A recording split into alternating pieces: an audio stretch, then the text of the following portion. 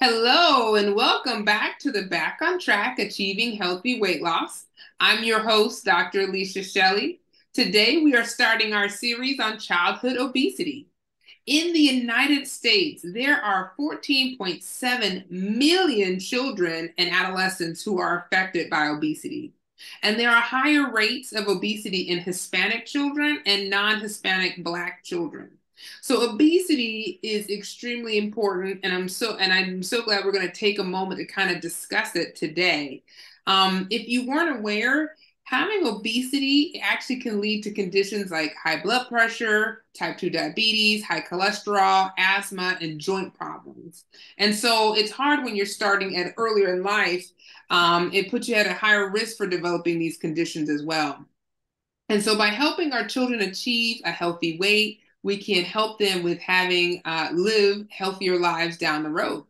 And today I will be talking with Dr. Loom Frundi. She's a pediatrician and founder of Generational Wellbeing. She helps mothers with children who have been diagnosed with chronic diseases, conditions, and create sustainable, healthy habits so that they can reverse the disease process and change the narrative from disease to wellness for their family. So welcome to the podcast, Dr. Frundi. So good to have you. Thank you. Thank you for having me today. Now, I'm sure I didn't do your bio justice. So, is there anything else you may want to share with us about yourself? Yeah, so I mean, like you said, I'm a pediatrician, and my journey with really focusing on mothers with chronic disease is because of, what I see in clinic and my own personal struggles with chronic disease, right?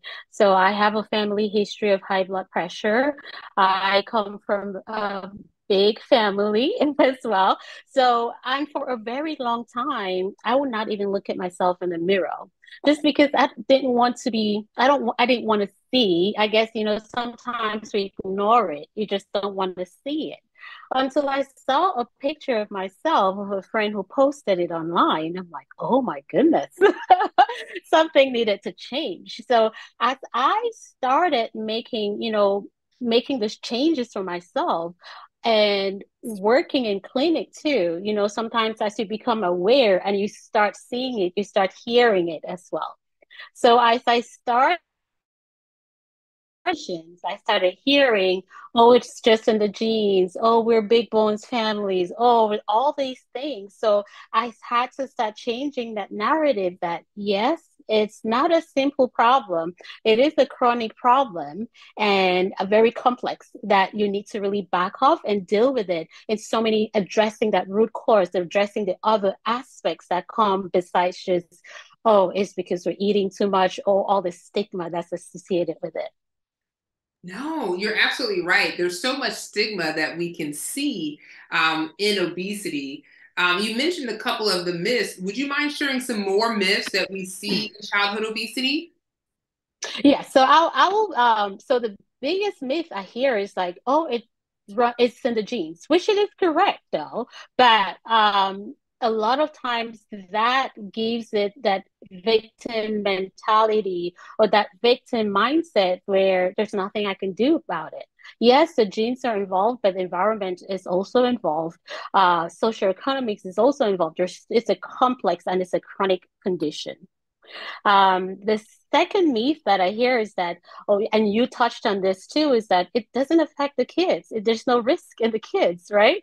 But over the years, we're now seeing a lot of kids who are diagnosed with high blood pressure, diabetes, and all the other issues that come with it. And not only with the medical side of it, you're seeing, as we see an increase in the medical side, we're also seeing an increase in the mental part of it, right? Where all of these kids that go through bullying, you're seeing a lot of binge eating, you're seeing a lot of isolation, hence the suicide rate is going up or higher in this population as well.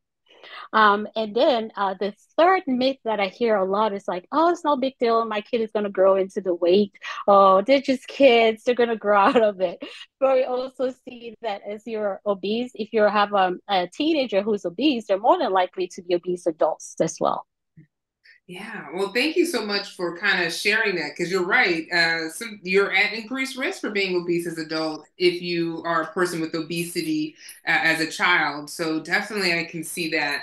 Why is it important to help treat our children for obesity, with obesity? Mhm.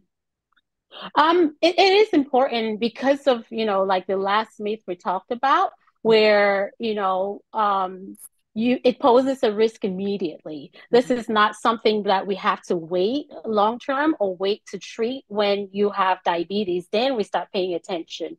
You have immediate risk factors where we're seeing obese kids with arthritis or heat dysplasia, or we're seeing kids with obesity with depression and mental health. So it's something that is really important that you catch it instead of addressing it now, as opposed to waiting for the complications, which we are seeing 16-year-olds, 18-year-olds being diagnosed with high blood pressure and even started on medications for those. So, Oh, yeah. Wow.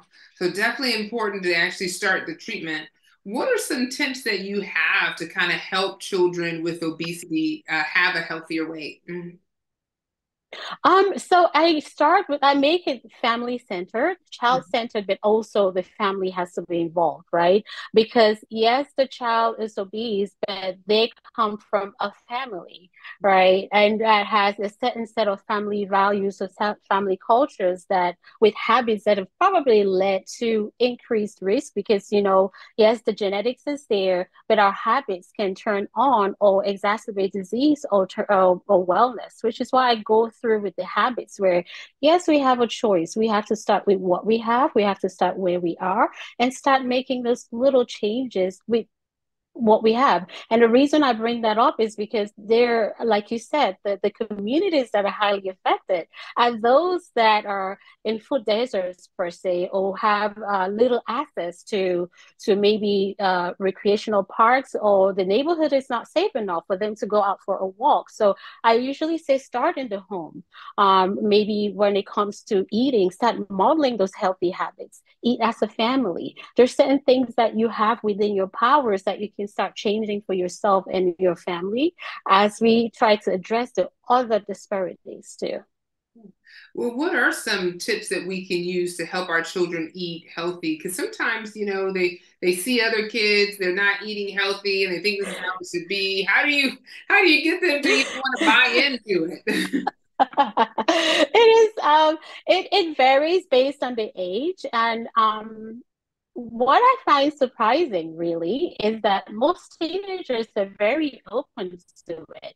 I will give you an example of a patient I had who was a 16-year-old and overweight. He was diagnosed with obesity. He had high cholesterol levels. His numbers were out of whack. So I started working with him and a family. We brought them together. This has to be a family thing.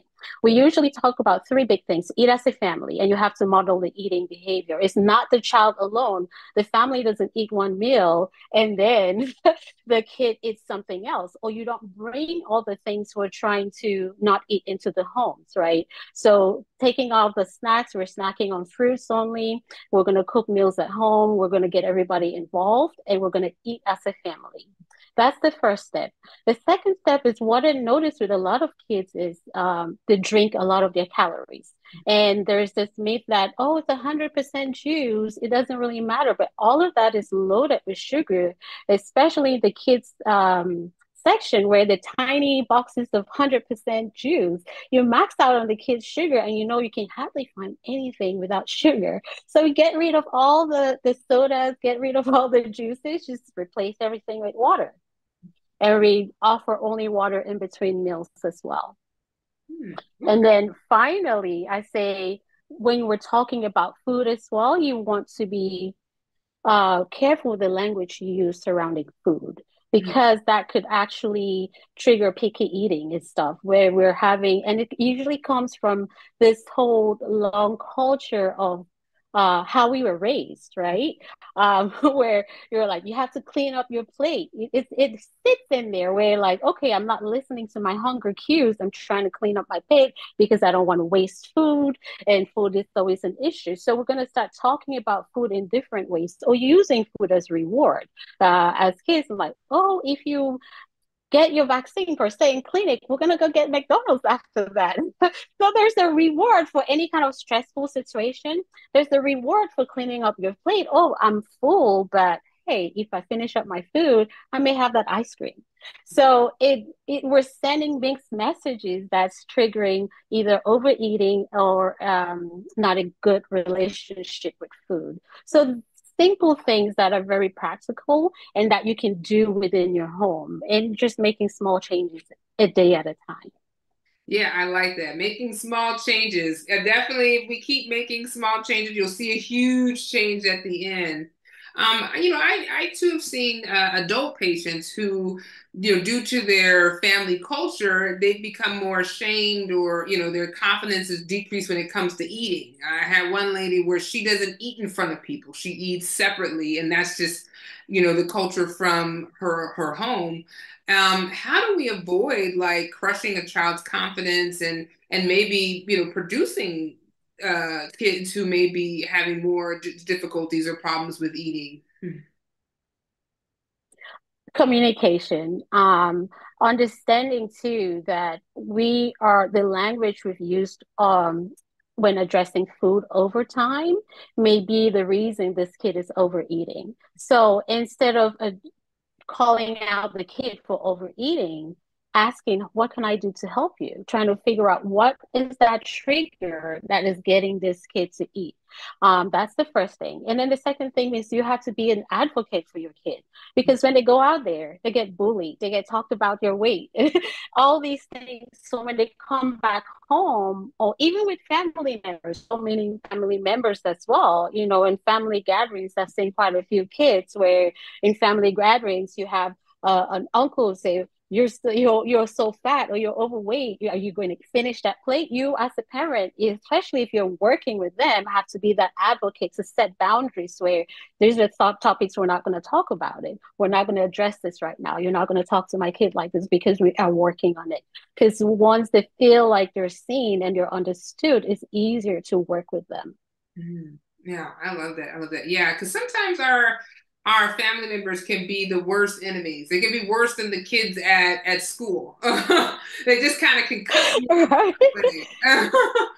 Right. I have seen kids in clinic just in tears, especially, and sometimes even I've had to change the way I address it or even approach the topic Mhm. just because they've heard it so much out that if you bring out the weight chart, they broke out in tears without you even saying a word, just because this is that language that they've heard all the time. So we have to change the way we address it. It's not personal, like it's not a label on them. It's like, yes, you've been diagnosed with this. This is what this means, and this is how we can work together to get you to where we need you to get to. So it's not about trying to get you to be skinny or lose 20 pounds in 10 days. It's trying to get you where we're creating those habits that are going to be sustainable rather than trying a diet here to lose and then we gain and then lose and gain. So it has to be a lifestyle. No, you're right. It definitely has to be a lifestyle, and it has to be something that the kids, especially the adolescents, are buying into it. I Yeah. have a friend who has like a picky son who doesn't like to eat certain vegetables, and I'm sure there's other people that have kids too that are very, picky in what they eat. How do we, like, and that child doesn't like to eat vegetables, how can we get them to eat more healthy foods when they're picky? So when they're picky, it's very tricky with the picky eaters because there are a lot of options out there, and like I said before, most of the kids' foods are full of sugar. Where once you start trying to offer the healthier options, they're not as sweet, and their taste buds are not used to it. So before even starting, bearing in mind that you may have to offer the same food about 10 to 15 times before this kid even becomes familiar or even taste it. So setting the right expectations is really key. Now, once you want to start introducing the foods, you want to introduce the foods that they like already next to something that they're not familiar with, right? So it's not as scary. And once you're familiar, we start offering choices. Do you want broccoli or do you want carrots today? So I'm offering you different choices so this child has like, okay, I have that I can choose and pick what I want. Because remember, especially toddlers, it's usually that power struggle, right? It's like who gets to win? So once you get to the point where they feel like they're making their own choices, that really helps as well. Oh, awesome. Well, this has been such great information about how we can help our children with their weight and live healthier lives. Any last minute advice you have or any strategies that you want to share with the audience? I want to say you have to be patient with your journey, and every person's journey is very different because, like we said, there's so many other underlying causes of obesity. And for one person, it could be an hormonal imbalance. For the next person, it could be a medication or toxins or something. So really become aware of the wisdom of your body or respond to what your body is telling you and follow your own path. Well, thank you so much for joining us on the Back on Track Achieving Healthy Weight Loss podcast. How can somebody work with I am on Instagram at Dr. Loom MD and also on Facebook. I have a Facebook page, Generational Wellbeing, and my website, drloommd.com. If you all liked or love this episode, please share it with others. Don't forget to like it and subscribe. And don't forget to leave a 5-star review. Thank you so very much. And we look forward to seeing you all next time. Awesome. Thank you for having me.